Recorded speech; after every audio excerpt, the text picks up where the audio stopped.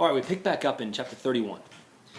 And now Edna has been developing this relationship with this guy, Alcee Arobin, which is very strange and kind of twisted, this relationship, isn't it? I'm sure you've kind of noticed. There's a strange tone to the relationship that Chopin, the way she communicates this relationship is kind of twisted and odd. Something wrong, I think, clearly with the way this guy's portrayed. He seems like a bit of a predator. And it says here, his hand, in chapter 31, his hand had strayed to her beautiful shoulders, and he could feel the response of her flesh to his touch. He seated himself beside her and kissed her lightly upon the shoulder. "I thought you were going away," she said in an uneven voice. "I am, after I have said good night." "Good night," she murmured. I wonder how she murmured, right? Good night? Or did she say it in a seductive way? It says she murmured, and so that's different than being in a seductive way. And then it says, he did not answer except to continue to caress her. He did not say good night until she had become supple to his gentle, seductive entreaties. This guy's a slime ball. That's the bottom line.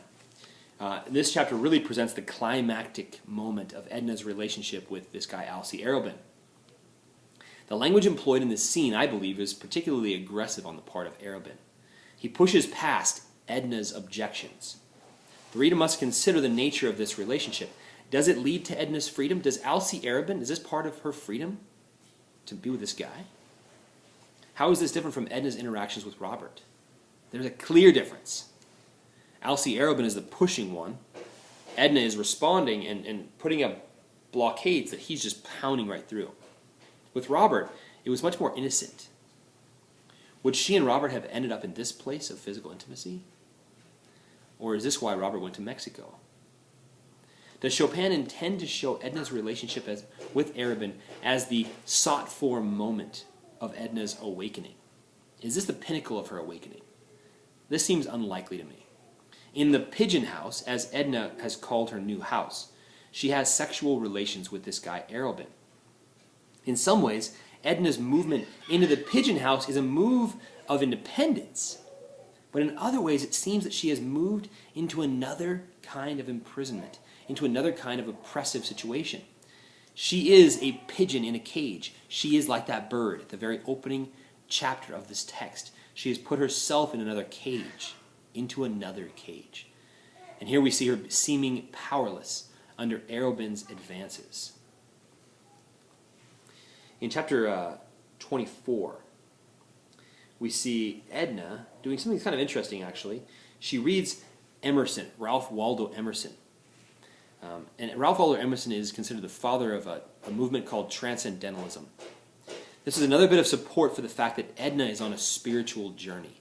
The Transcendentalists believe that we could push beyond the physical limitations, the social limitations of this world, into a spiritual understanding.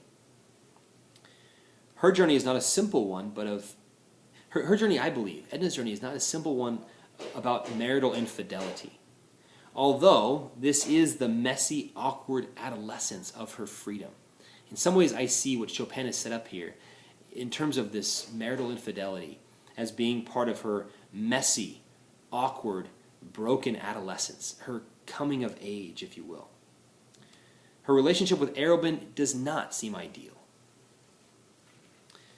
How does Chopin keep the reader from idealizing her relationship with Arobin? Well, there's many different ways, but one of the ways is that the fact that we have Robert still out there, unfinished business. Why is Edna even messing around with this other guy if her heart is truly with this guy Robert? And if Robert is her muse, beckoning her to something different. Arobin, again, pushes past Edna's objections, and he is forceful. And Arobin, it becomes very well known, is known for his selfishness with women. All right, so let's look at chapter 33. Chapter 33, there's an interesting comment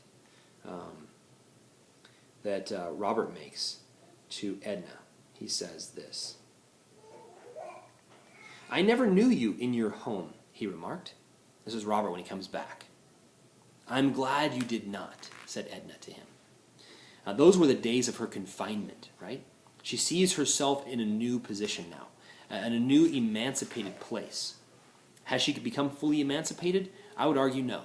I would argue that she's still a pigeon in a cage, not having released herself, not having achieved a real freedom. And then in chapter 36, we see Robert and Edna kiss. Now, honestly, I find this equally disturbing. It seems forced, this seems awkward, this seems immoral in a way that I haven't seen anything else immoral in the text so far. And yet, in an awkward way, this is what Edna has wanted the whole time. This is what she has thought her freedom would be, a relationship with Robert, right? Well, he says to her,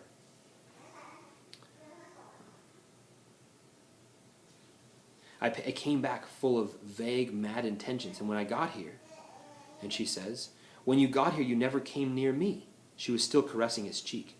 I realized what a cur I was to dream of such a thing, even if you had been willing. She took his face between her hands and looked into it as if she would never withdraw her eye more. She kissed him on the forehead, the eyes, the cheeks, and the lips. You have been a very, very foolish boy, wasting your time dreaming of impossible things when you speak of Mr. Pontellier's setting me free.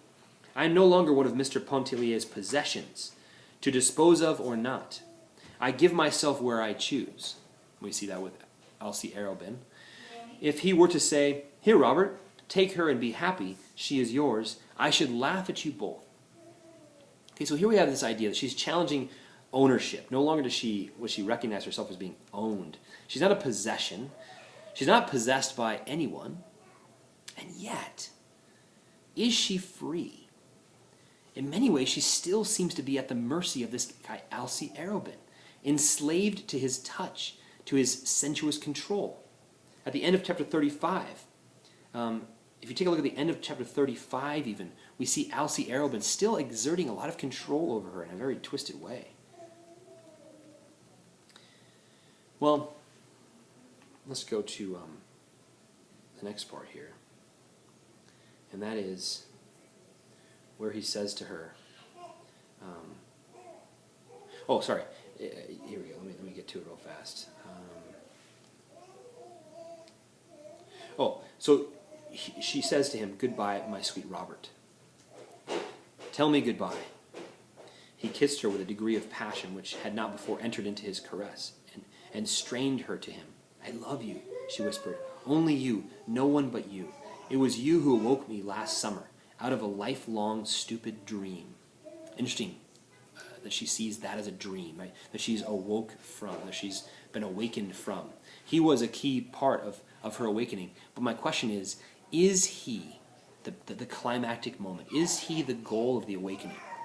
I don't think so. I think we see her relationships with men as just more binding relationships. I see each time she interacts with a man, from Leonce to Elsie Arobin and now Robert again, I see her being oppressed once again, being limited, not being able to reach beyond what she's really made to do. Edna goes off now to see Madame Radignoli because she's going to have a baby, right? So she runs off to her friend's house. And then I'm going to pick up here in chapter 39 as we finish the text. So Edna goes and she stays with Madame Radignoli. Then she comes back to her house and Robert has not stayed. Thankfully, he's gone. He knows better. He knows that he's not good for her. Somehow he sees things clearly. As her muse toward freedom, he knows that he cannot stick around because he knows that he would only lead her toward bondage. He cannot be the master of her freedom, and she must experience this for herself. Well, in 39, there's this kind of interesting connection here. Check it out.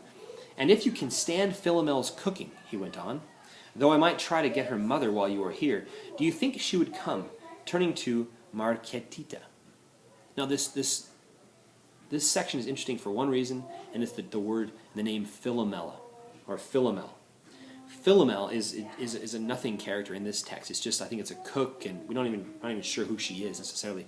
But the word Philomel, boom, that should ignite a reminder in your mind. I don't know if you've read Ovid's Metamorphoses, but it's part of Greek mythology. Philomel, in Ovid's Metamorphoses, is a young woman who is raped by her brother-in-law, Tereus.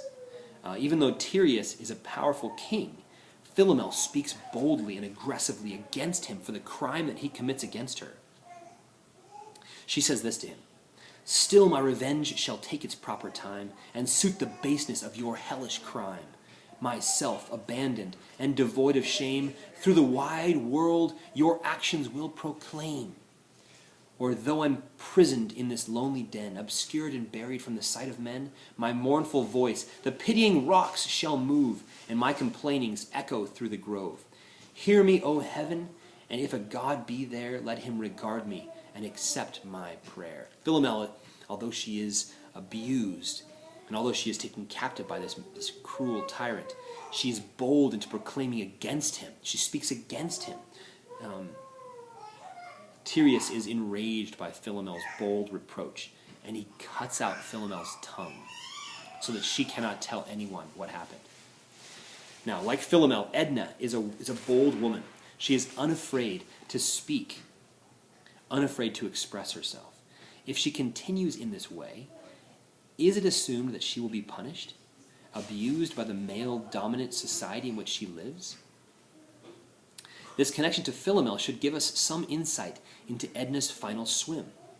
In a literal way, is Edna's swim the only way she will escape Philomel's fate? That's one way to read it. But in a symbolic way, is Edna's swim a victory over the forces that would see her oppressed and silenced? That's the last question. Hope you enjoyed it.